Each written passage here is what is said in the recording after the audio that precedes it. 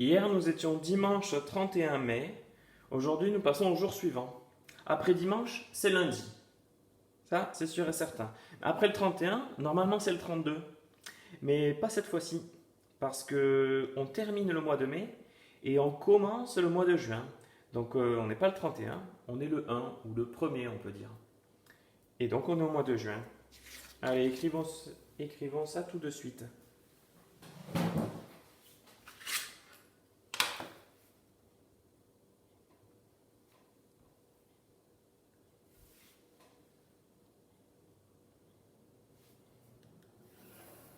Alors, je vais montrer en haut parce que je veux garder de la place pour la suite. Vous allez voir pourquoi.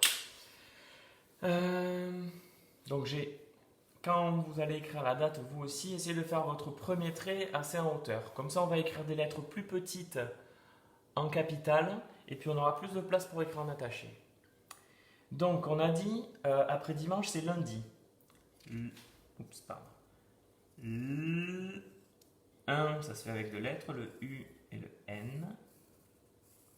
10, c'est le D et le I. Le 1, eh bien, c'est un 1. On peut aussi dire premier. Et juin, J-U-I-N. J. U. Pour faire Ju et 1. I-N. I-N, ça fait 1. Juin. On va l'écrire en attaché maintenant. Et alors attention, si vous avez une grande règle comme moi, vous allez faire quelque chose de un petit peu spécial. Regardez un petit peu. Je tiens ma règle et je vais faire un trait en dessus. Je ne l'enlève pas, je fais un trait en dessous. Maintenant, on a deux lignes pour écrire en attaché. D'accord? Alors, on va écrire le L.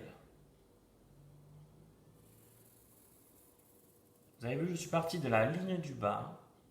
Je suis allé au-dessus de la ligne d'en haut. Et je descends. Je croise. Et pour écrire mon U, hop, je m'arrête à la deuxième ligne que j'ai faite. L'un. Alors c'est le U, ensuite le N.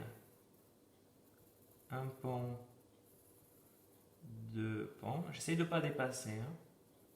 J'y suis pas bien arrivé d'ailleurs ici. Là, j'ai un peu dépassé. Et là aussi. Il faut s'appliquer pour ça. Un rond pour le D. Une canne. Et le I.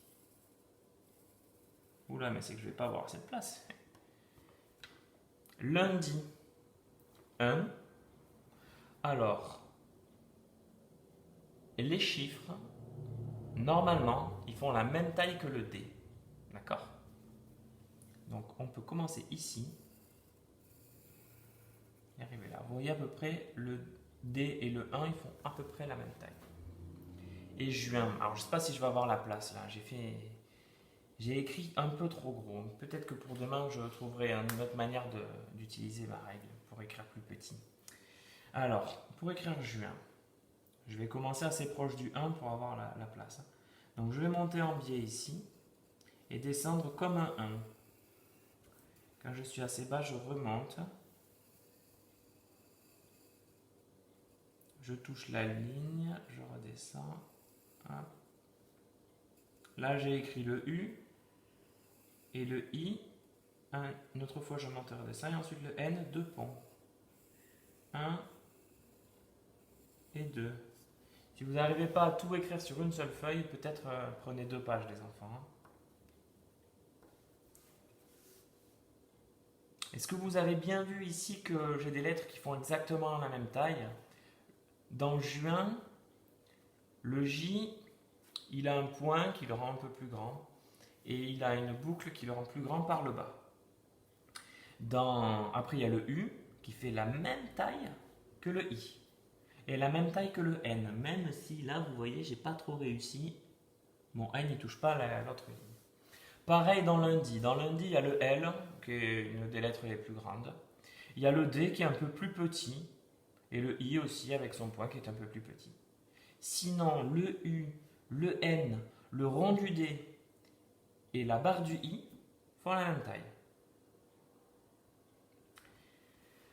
On passe maintenant les enfants à nos histoires de bracelets. Donc vous savez que le mois de mai est terminé. Donc ce qui se passe, c'est qu'on commence un nouveau mois. Et donc je commence un nouveau bracelet. Et il y a une seule unité dans ce bracelet pour l'instant. La voici. Alors je vais ranger les perles du mois de mai.